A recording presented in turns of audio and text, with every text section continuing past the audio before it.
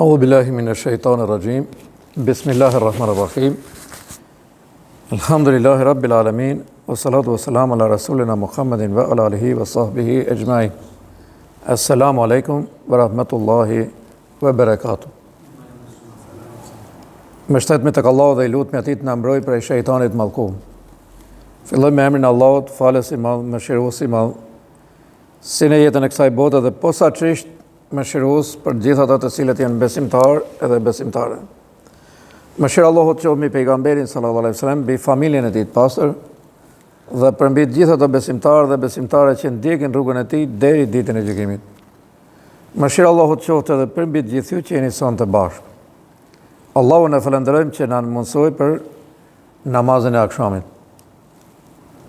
Dhe inshallah sa të jemi në jetën e kësaj bote, Allahu xhelle xhelaluhu nuk do të na ndaj nga namazi. Edhe ajeti të cilin do ta përmendim sonte bën fjalë për namazin, por bën fjalë në një plan tjetër krejtësisht të frikshëm. Edhe ju do të mendoni bashkë me mua që kur Allahu xhelle xhelaluhu paralajmëron, domethënë se ato ka diçka problem të madh. Çfarë thotë Imam Allah xhelle xhelaluhu në suratul Maun? Fawailul lil musallin.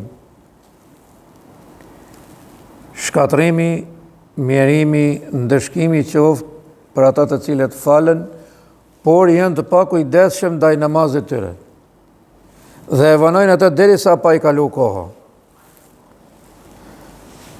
Allahu na ruaj inshallah.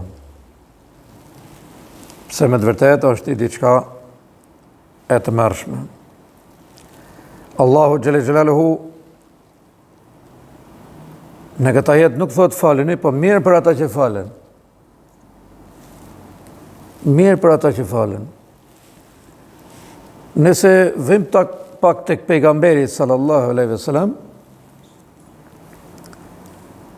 nuk kemi asnjë rast që një njeri ta ketë toleruar nga falja për shkak të hallave apo të problemeve të ndryshme, sepse nuk ka leje nga Allahu xhelle xhelaluhu në Kur'an që filonit i lejohet mos falet. Për shembull, e ka kthej një djalë të ri nga pjesëmarrja në betejë, xhihadi, e ka kthy pejgamberi sallallahu alaihi wasallam, edhe i thot, ti filani ktheu dhe shko bëj hizmet non stat aty, sa ajo ka nevojë më shumë se sa të gjendesh në luftë. S'ka dhënë leje. Pra e ka kthy nga xhihadi që të shkojë të kujdeset për nonën e vet, që është diçka e jashtëzakonshme. Pra të marrësh pjesë në një betejë bashkë me pejgamberin sallallahu alaihi wasallam, nuk ka tjetër gjë vetëm se shahidlek. Edhe ditën e gjykimit tek Allahu xhelle xhelaluhu, shkoni pa pyetur. Ja, ktheu nga xhihadi. Pra absolutisht. Po të shohim në shtyllat e Islamit, 5 shtyllat kryesore, shohim që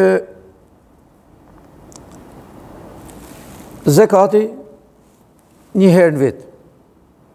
Për gjithë ata që kanë mundësi. Pra që bash një grumull i caktuar lekësh aty, edhe i ndaj herë në vit. Shohim që agjerimi i Ramazanit një herë në vit. 30 ditë edhe mbaron. Shohim që haxhi një herë në jetë. E mbaron që atëherë edhe s'ke më gjatë gjithë jetës. Por namazi krejt ndryshe me 5 shtyllat e tjera të Islamit. Pse? Çdo ditë. Pra edhe ditën e Bajramit, Allahu xhelle xhelaluhu e urdhëroi pejgamberin sallallahu alaihi wasallam dhe i tha: "Fasalli li rabbika wanhar." Falu herën e parë, ditë feste, ditë gëzimi, ditë kurbani, jo, namaz. Pra me u fal herën e parë, asnjë gjë tjetër. Po gëzim hosh, fes, më u kënaq, po, fasalli, falu, herën e parë. Masën e me predhe për Zotin tënd, me predhe kurbanin. Shohim pra që jenë gjitha bashkë. Pejgamberi sallallahu alaihi wasallam në momentet e fundit që do të kalonte për kësaj jete, tha salati, salati, salati. Namazi, namazi, namazi. Falje, falje, falje.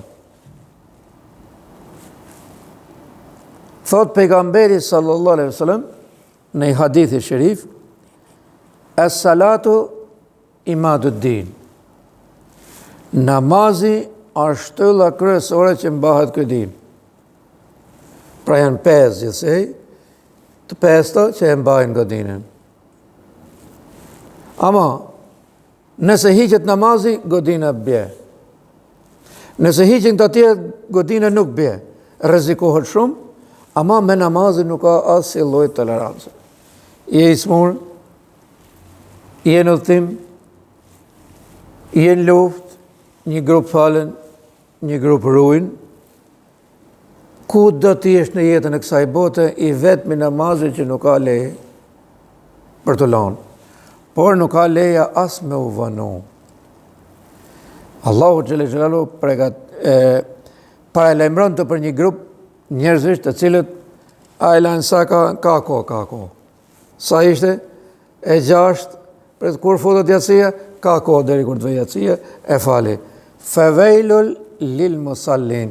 2 fjalë. 2 fjalë, po janë të rrezikshme. Shkatërim, thot. Shkatërim. Ndëshkim. Për ata të cilët e vënojnë namazin. Thot pejgamberi sallallahu alaihi wasallam, a doni me ditë cila punë është më e mira në këtë botë? Jo, ja Rasulullah. Allahu dhe pejgamberi sallallahu alaihi wasallam e dinë më mirë. Kush është? Tha, namazi në kohën e vetë. A e the Ramazanin në? Bukur. Edhe çfarë bën pritëm? Hyri koha, u falem.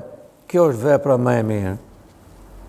Edhe njeriu më i mirë thënë këtë botë, ai i cili pret namazin.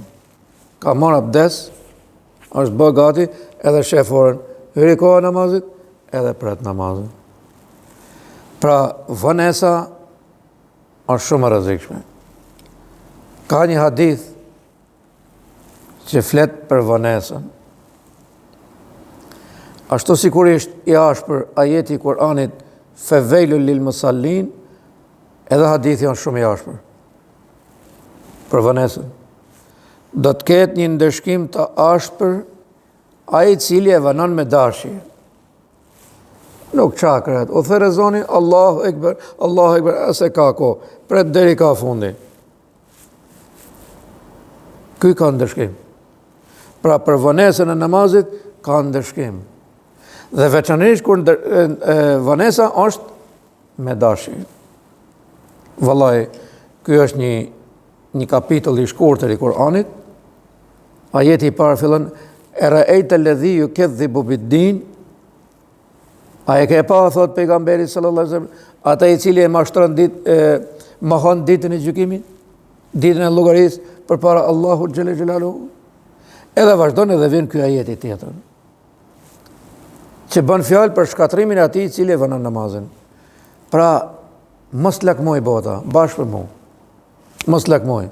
U the rezoni, kalendarin e ke, bismillah, abdesin shpejt, falë namazin. Mara namazin, vazhdo punët e tjera. Pse Allahu xhelle xhelaluhu flet ashpër për ata i cili e vënon namazin. Imagjinoni gjendjen e atij i cili nuk e fal fare namazin.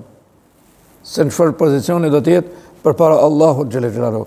Kur Allahu të merron, ndëshkon ata të cilët nuk e falin me vonesë, e vënojnë, imagjinoni çështjen e atij i cili nuk falet fare. Allahu në lutë inshallah mos timi nga ata që e vënojnë namazin. Mos na ndaft Allahu nga namazi. Allahu të na i pranoj namazet tona. Allahu të na falë, na mëshirojë gjithë. Assalamu alaikum wa rahmatullah.